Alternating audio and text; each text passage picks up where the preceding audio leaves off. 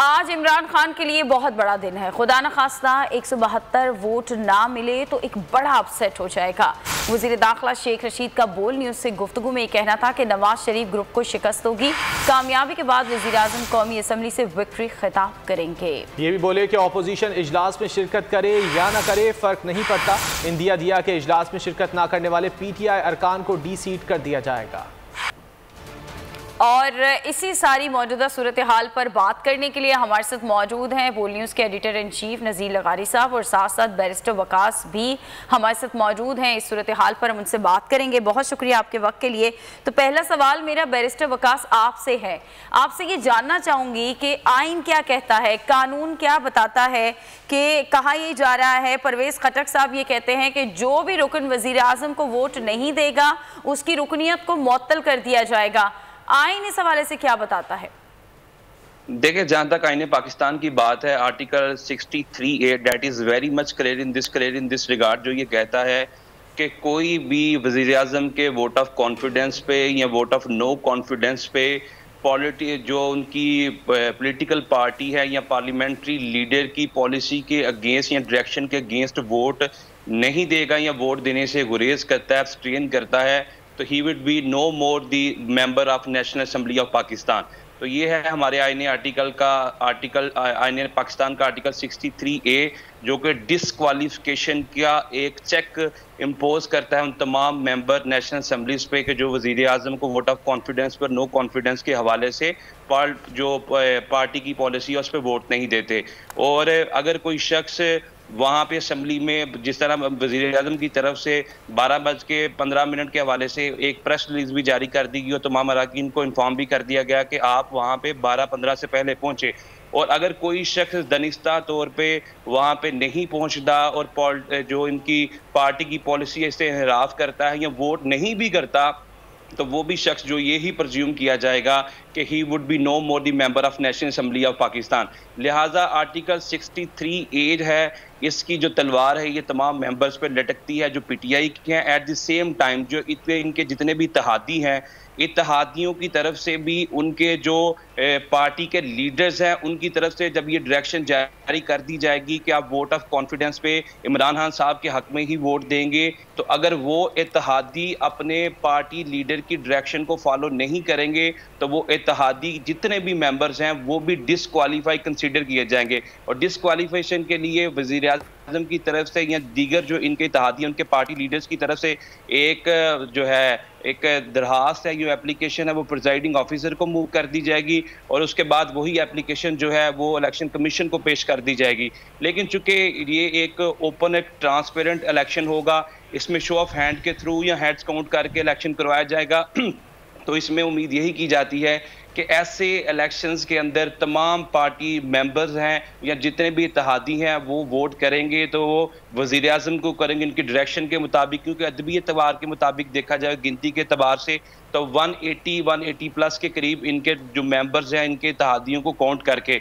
लिहाजा आज ये एक्सपेक्ट किया जा रहा है, इट इज़ हाईली एंटिसिपेटेड के वज़ीर आज़म पाकिस्तान जो है वो इत्तेमाद का वोट ले लेंगे। हालांकि it has nothing to do with the legal constraint और लीगल इम्पेडिमेंट्स, क्योंकि ये इहलाकी तौर पे ये मॉरल एथिकल ग्राउंड पे वज़ीर आज़म की तरफ से वोट ऑफ कॉन्फिडेंस की बात की गई है, जिसे प्रेसिडेंट ऑफ पाकिस्तान की तरफ से ये हाउस का जो इजलास है वो समन किया गया है। लिहाजा वज़ीर आज़म पाकिस्तान को किसी भी सूरत में कॉन्स्टिट्यूशनली लीगली इत्तेमाद का वोट लेने की ज़रूरत नहीं थी, लेकिन जो सुक्की का सामना इन्हें सेनेट के इंतखाबात के मौके पे देखना पड़ा या जो एम्बैरसमेंट थी उसके बाद उन्होंने ये डिसाइड किया। लेकिन मैं ये समझता हूँ कि this is most colossal and most crucial decision in the political history of Pakistan. ठीक है, ये जो डिसीजन लिया गया देखते हैं कि सही साबित होता है या नहीं होता। हमारे साथ रहेगा वकास, हमें ज्वाइन किया PTI रहनुमा उस्मान बुसरा ने भी, उनसे भी गुफ्तगू करेंगे। लेकिन पहले लगाई साहब आपकी जानिब आऊंगा। जिन लोगों ने वजीर आजम के एतमाद को ठेस पहुंचाई, अब वही लोगों जो है उन्हीं से वजीर आजम जो है वो एतमाद का वोट लेने जा रहे हैं। आपको क्या लगता है कि जो वोट है वो हासिल कर सकेंगे वजीर आजम?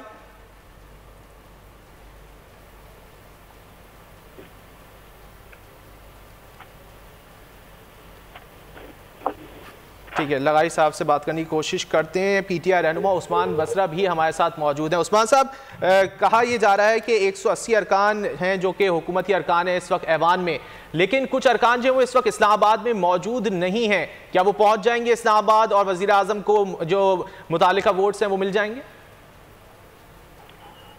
रहीम, आपका बहुत शुक्रिया।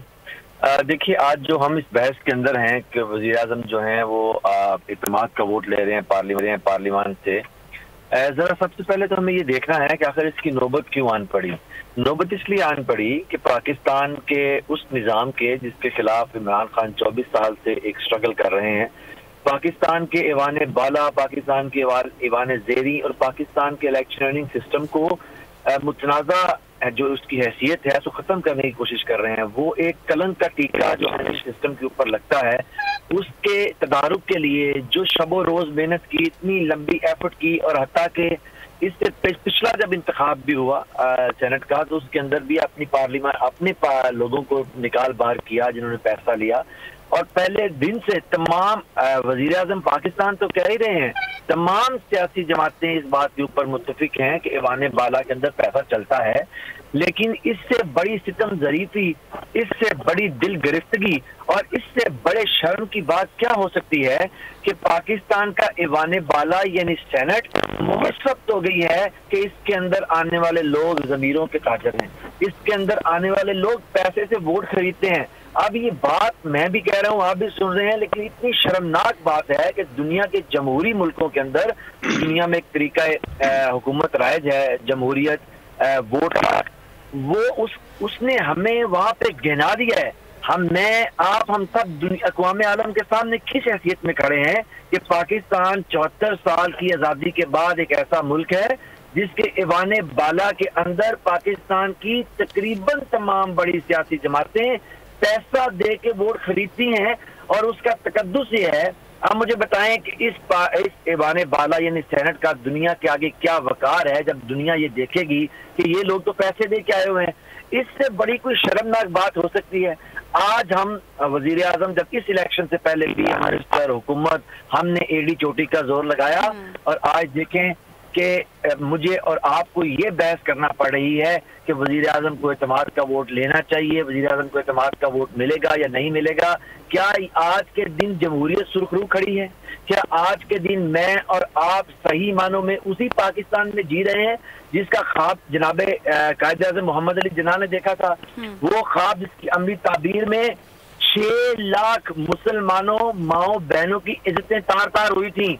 आज क्या उनकी रूहें आलम अरवाह में हमसे सवाल नहीं कर रही होंगी कि हमने अपनी जवानियां, हमने अपनी जिंदगी। लेकिन उस्मान साहब बाकायदा कोशिश क्यों नहीं की गई कि इस हवाले से कोई कानून साजी की जाती कि सेनेट इंतखाबात किस तरीक़ेकार के तहत होने, ऑपोजिशन जमातों को एक पेज पे लिया जाता, उनसे बात की जाती? देखिए, इसके अंदर बहुत संजीदा कोशिश की गई। जिस अपोजिशन का नाम पीडीएम है, जो मुत्तहिदा अपोजिशन बराए तहफ़्फ़ुज़ बदउनवानी है, अब ये सिर्फ तहफ़्फ़ुज़ बदउनवानी नहीं, पाकिस्तान में बदउनवानी और मकरूहात की जो कारोबार है उसकी तरवीज के भी यही जिम्मेदार हैं। आप मुझे बताइए कि ये तो बिल्कुल नवश्ता दीवार है वजीर आजम ने और हमने की, इस हुकूमत ने, कि हम पार्लियामान के अंदर आए, यहाँ पे आइन में तरमीम करें। हमें इन्होंने बिल्कुल साफ साफ कह दिया कि हम बिल्कुल आपके साथ इसमें खड़े नहीं होंगे। और वजह उसकी क्या थी? यूसुफ रजा गिलानी का वोट खरीद के पहुंचने की कोशिश करना इस बात की दलील है कि ये लोग पाकिस्तान के इलेक्शनिंग सिस्टम को ठीक होने देना नहीं चाहते थे। हमने पहले इनसे इसी बिल के ऊपर, इसी तरमीम के लिए हमने बैकडोर 3 से 4 महीनों से हम लोग इनके साथ बैठे, इनकी मिन्नतें की। ठीक है, शौकत बसरा साहब साथ रहिएगा। हमारे एडिटर इन चीफ लगारी साहब भी हमें ज्वाइन कर चुके हैं। लगारी साहब, आइन का जो आर्टिकल 63 है वो ये कहता है कि जो गैर हाजिर होगा, जो वजीर आजम को वोट नहीं देगा, उसकी रुकनियत को मुअत्तल कर दिया जाए। तो क्या आज अरकान के दिल में ये खौफ भी होगा कि हमारी रुकनियत मुअत्तल हो जाएगी, इस खौफ से भी वोट दिया जाएगा? एक अजीब सूरत हाल है। नाम जमहूरियत का लिया जा रहा है और आमरियत के इक़दामात किए जा रहे हैं। एक आमराना नाम है ना कि आपने जमकर एक जगह खड़ा होने, वफादारी इनके नजदीक सिर्फ वो होगी जो सिर्फ इमरान खान साहब के साथ हो। बाकी लोग अगर अपनी वफाएं छोड़कर इनके साथ आ जाते हैं तो कोई बात नहीं। जब मंडी लगी हुई थी, जब जहाज भर भर कर लाए जा रहे थे, जब लोगों को तोड़ तोड़ कर लाया जा रहा था, उस वक्त कोई बात नहीं थी, सब ठीक था और बड़े मजे से हुकूमत बन रही थी। अब जब लोग छोड़ रहे हैं तो जनाब अब दूसरी सूरत हाल पैदा। मैं ये समझता हूँ कि पाकिस्तान में जमहूरियत को जितना नुकसान मौजूदा हुकूमत ने पहुंचाया है, इतना नुकसान जमहूरियत को, जमहूरी इदारों को, जमहूरियत के वकार को किसी ने नहीं पहुंचाया। और जितना करप्शन हुआ है इस दौर में, तारीख याद करेगी कि किस तरह से लूटा गया है लोगों को, लोगों की खाल उतार दी गई लोगों के लिए। भाई कोई आप काम कर रहे होते हैं ना, बता रहे होते हैं कि जनाब हमने ये कुतुब मीनार खड़ा कर दिया है, हमने ये जो है तारीख का सबसे बड़ा ये कारनामा अंजाम दे दिया है, बड़ी शाहराहें बना दी हैं, बड़ी तरक्की भी नहीं हुआ इस दौर के अंदर, जो है सिर्फ लूट मार हुई है, लोगों की जेबों पर डाका पड़ा है, लोगों को लूट लिया गया है। अब आप देखें कुछ चीजें दस्तयाब हो रही हैं, रोजाना खबरें आती हैं कि इतनी चीजें और महंगी हो गई हैं, और उस महंगाई के बेनिफिशियरी कौन है? माफिया। माफिया कौन है? इनके साथ दाएं बाएं आगे पीछे सब माफिया बैठी हुई है और नाम जमहूरियत का लिया जा रहा है। जमहूरियत का मैं समझता हूं कि अपने जमीर के वोट पर जो है अगर नाकाम करते हैं इसको वजीर आजम को, और उन्हें अगर वोट नहीं देते हैं तो वो लेजिटिमेट होगा, वो कानूनी होगा और इस तरह से डिसीट नहीं किया जा सकेगा। अब आर्टिकल 62-63 का म्याद तो मुकर्रर किया था जनरल जियाउल हक ने। उसने ख्याल किया था कि वो जो है फरिश्ते लाकर बिठाएंगे, तो फरिश्ते तो पाकिस्तान में कोई भी नहीं साबित हो सके। दुनिया में जो लोग पार्टी में डेमोक्रेट होते हुए जो डेमोक्रेटिक सदर के खिलाफ वोट देते हैं, जो रिपब्लिकन होते हुए रिपब्लिकन सदर के खिलाफ वोट देते हैं, तो क्या वो डिसीट हो जाते हैं? कई मरतबा ऐसा हो चुका है। जॉन मेजर को हटाया गया, उसके बाद मार्गरेट थैचर ने इख्तियार छोड़ा, उसके बाद यहाँ मुख्तलिफ कई बरतानवी वज़राए आज़म ने अपनी पार्टी का वो जो है एतमाद खोया तो चले गए। लेकिन यहाँ अगर अपनी पार्टी का एतमाद ना करे तो नहीं भाई, इनको घर से बाहर भेजो, इनको निकालो यहाँ से, और ये जो है अपना डी सीट हो जाएंगे। डी सीट होने का फार्मूला कोई चीज है? सिर्फ एक बात है कि एक शख्स से ना है हर कीमत पर, चाहे आपका ज़मीर कहे न कहे, तब भी आपने ऐसे रहना है।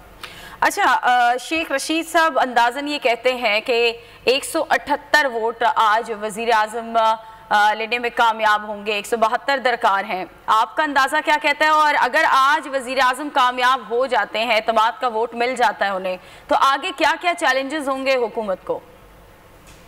मेरे ख्याल में पहली बात तो यह है कि बहुत मुश्किल है कि वो इस तरह की सूरत हाल पैदा हो, और अगर ये धमकियों में आकर अरकान बेचारे खौफजदा होकर इनको वोट देते भी हैं, तब भी ये खुद ही ऐसा माहौल पैदा करेंगे कि इक़्तिदार से इनको जाना पड़े।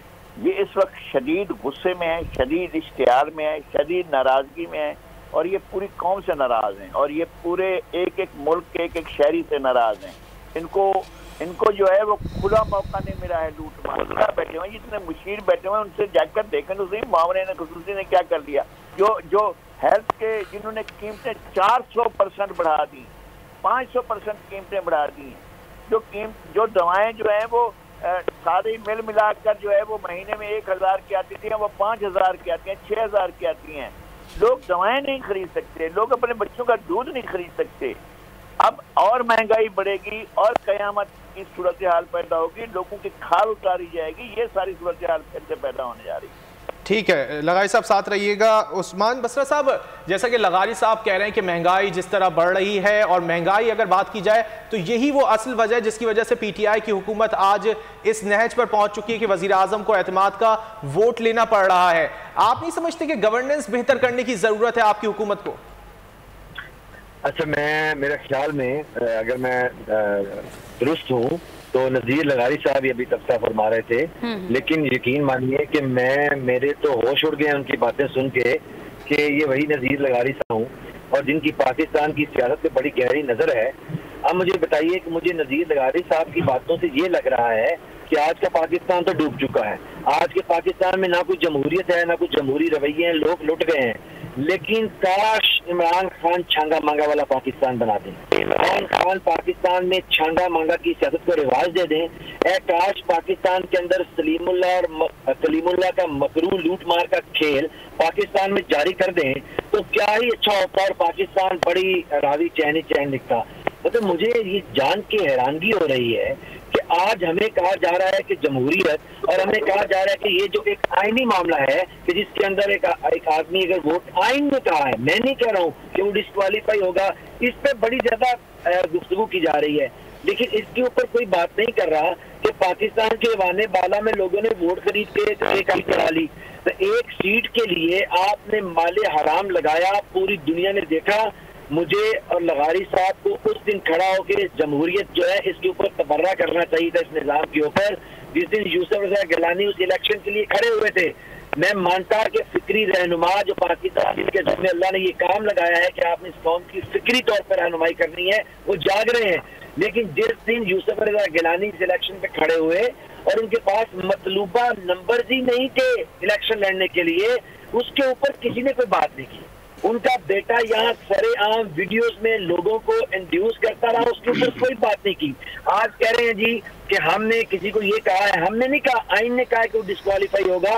लेकिन यहाँ कल एक औरत जो सजा याफ्ता है, जो मुजरमा है डिक्लेयर, वो कहती रही कि हमने तो इलेक्शन जीता है इंड्यूस करके रिश्वत के तौर पे। इसके ऊपर किसी ने बात नहीं की।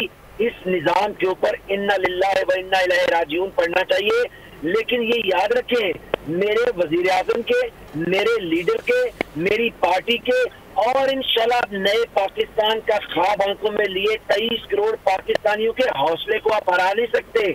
आप अगली दलील से अपनी मर्जी का मंतक तो खड़ा कर सकते हैं, लेकिन हकीकत को बदल नहीं सकते। और हकीकत ये है कि पाकिस्तान के निजाम में बैठी ये सियासी जमातें पाकिस्तान की सियासी मकरूहात है, जिन्होंने पाकिस्तान के निजाम अदल को गाली दी, जिन्होंने फौज को गाली दी, जिन्होंने पाकिस्तान की जुबान को गाली दी, जिन्होंने पाकिस्तान की इज्तिमाइयत बलोचिस्तान को गाली दी, जिन्होंने पाकिस्तान के निजाम इलेक्शनिंग सिस्टम को मकरू किया, गिना दिया, गंदा किया। हजार फिक्री दलीलें भी आप इसके लिए खड़ी कर लें, लेकिन सच रहेगा नहीं सकती बनावट के असूलों से, और खुशबू आ नहीं सकती इन चोरों के फूलों से। ये आपको निजाम के खिलाफ लड़ता हुआ इमरान खान, इससे भी ज्यादा शिद्दत से आप मुझसे सवाल करें कि इस वोट ऑफ कॉन्फिडेंस के बाद क्या होगा। मैं लगारी साहब को बसीद एहतराम बताऊं, अल्लाह शाहिद है, हमें गुस्सा नहीं है, खुदा शाहिद है कि इस बात के बाद वजीर आजम को कतई गुस्सा नहीं है। हम बिल्कुल इत्मीनान में। लेकिन उस्मान बसर साहब, वजीर आजम की बातों से ऐसे ही लगता है, वजीर आजम की बातों से ऐसे ही लगता है, वो जब भी कोई मामला आता है वो कहते हैं मैं एनआरओ नहीं दूंगा। इसके अलावा गुज़िश्ता रोज का ही बयान देख लें उनको कि तमाम अपोजिशन जो है वो शक्ल से ही गद्दार लगती है। इस तरह के बयान वजीर आजम की जानिब से दिए जाते हैं। इसलिए आप मुझे बताएं, चले मैं आपके सामने सवाल रखता हूँ, मैं लगारी साहब के सामने भी सवाल रखता हूँ। आप मुझे बताएं अपनी इज्तिमाई फिक्र से, आप हमें कहते हैं इमरान खान गुस्से में है क्योंकि वो कहते हैं मैं एनआरओ नहीं दूंगा। इमरान खान गुस्से में नहीं आते ना, इन चोरों, उचक्कों, लुटेरों, बदमाशों, गुंडों और जिन्होंने इस निजाम के ऊपर डाका डाला, जो पाकिस्तान के वोट की इज्जत को पैसे हराम के माल से पामाल करते हैं, उनको एनआरओ दे देते हैं, एनआरओ दे देते हैं। फिर इमरान खान गुस्से में बाहर आ जाएंगे, फिर कौम बिल्कुल ठीक हो जाएगी। यानी कि आप हमें ये कह रहे हैं, अभी के अभी जब मैं आपसे बात कर रहा हूँ, गुजरांवाला के अंदर सबसे बड़े मुस्लिम लीग के लुटेरे, नून लीग के, गुलाम दस्तगीर के उस पंप की जगह से गुजर रहा हूँ जिसको मेरी हुकूमत ने वागुजार करवा के पार्क बनाया है। 38 साल से 1 अरब 4 करोड़ की प्रॉपर्टी पे ये चोर यहाँ पे बिल्कुल उस पॉइंट के ऊपर मैं आपसे गुजर रहा हूँ। इनको एनआरओ अरबों रुपए लूट के मुल्क का बाहर ले गए, मनी ट्रेल नहीं दे सके, इनको एनआरओ दे दे। इमरान खान बड़ा अच्छा काम कूल डेमोक्रेट बन जाएगा। इमरान खान पाकिस्तान में निजाम की तब्दीली का इशारा है।